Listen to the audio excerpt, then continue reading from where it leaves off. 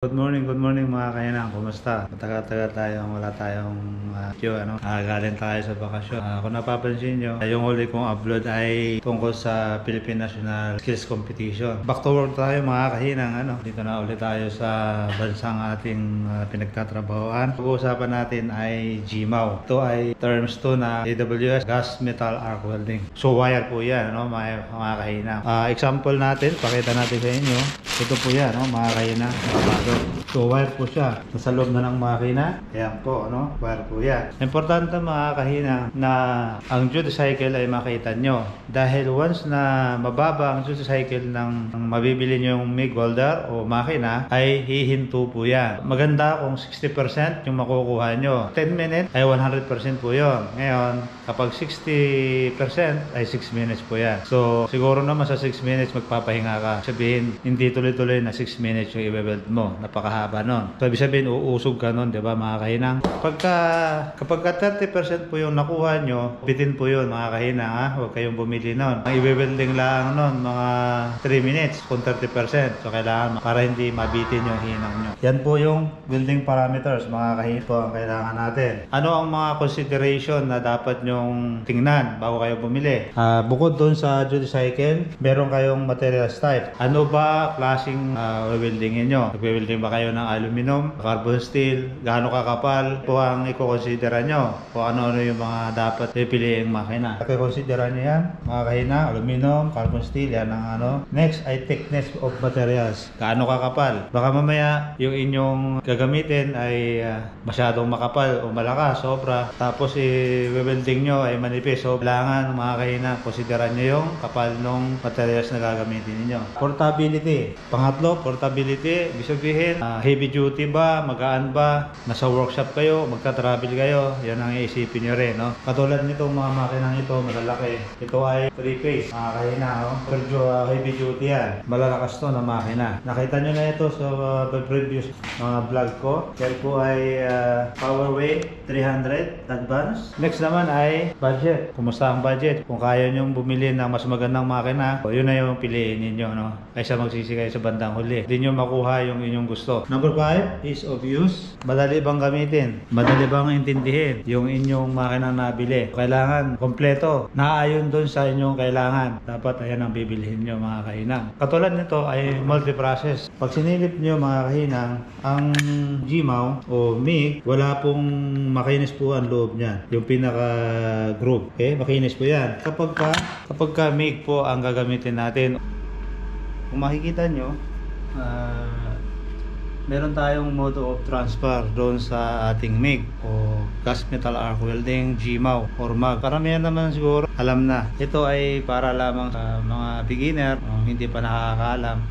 Itong mode of transfer na to, meron tayong short transfer. Yan po ay mabuti sa maninipis na materyales. Dali siyang i-control dahil nga pinong-pino din yung kanyang buga. Hindi ganun katalsik. Madali sabi, mahina yung spatter niya. Maganda po yan sa maninipis na materyales, mga kahinang. Not necessarily manipis, pero at least mga 3mm, 4mm, 2.5, pwede yan. Tapos, settings dyan, yung wire feed speed niya ay 200 pataas. Kanyang voltahe ay 18 hanggang 19 hanggang maximum ay 22 volts. Sa globular naman mga kahinang ay larger droplets, Pagka nakikita nyo yung tumutulo mo na siya, bumibilog mo na siya bago siya lilipat doon sa materials na weldingin natin. Yung paghihiwalay niya, lulubo muna. Itong setting na to ay less stable, more spatter, mas makapal na materials. Hindi natin masyadong nire-recommend yung globular transfer. Sunod naman ay spray.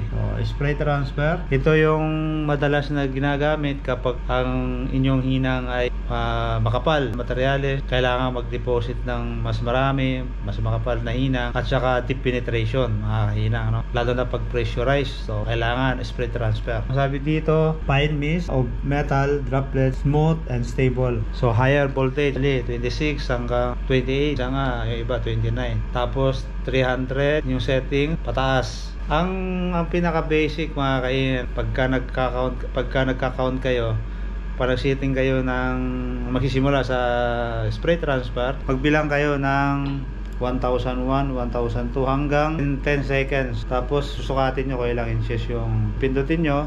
Tapos mga around 24 inch doon sa bibilangin nyo ng hanggang 10. 1001, 1002, 1003, 1004 hanggang 10. So pagka naging 24 inches yun o 23, yun yung settings ninyo mga kainang, no? Tapos susukatin nyo yun. Pagka nasukat nyo na yun, doon kayo mag-a-adjust ngayon sa voltahe.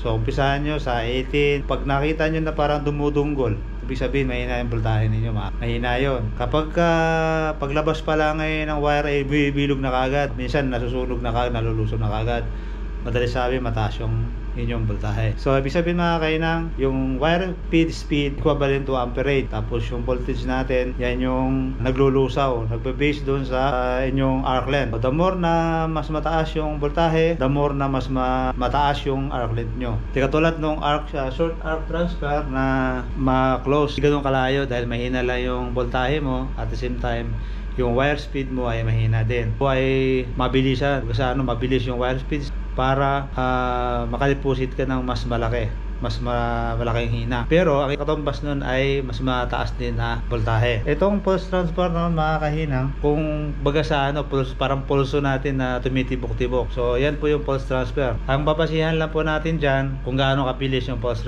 transfer mo per seconds, ilang pulse yan. Depende kung gaano kakapal ang materyales. So merong pulse na mabagal, merong pulse na mas mabilis. So depende dun sa settings ng makina nyo kung gaano kabilis. Lalo na pagka yung iba nagbe-build din ng aluminum, minsan gumagamit din. Sa spray transfer, ganun din. Pagka aluminum.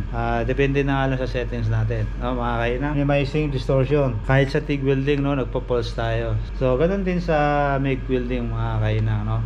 Meron din yung pulse. Tulad na nasabi ko, magsisimula tayo sa MIG welding, no. Tapos na tayo sa ismaw, magdinig tayo. Bawat process isa-isahin natin. Mag-welding tayo na 1F, 2F, 3F na MIG hanggang sa 1G, 2G, 3G, and 4G. Puro MIG po yun, no? Paano mag-root pass ng MIG. Okay, mga kahinang? Dito na lang mga kahinang. Weld safe.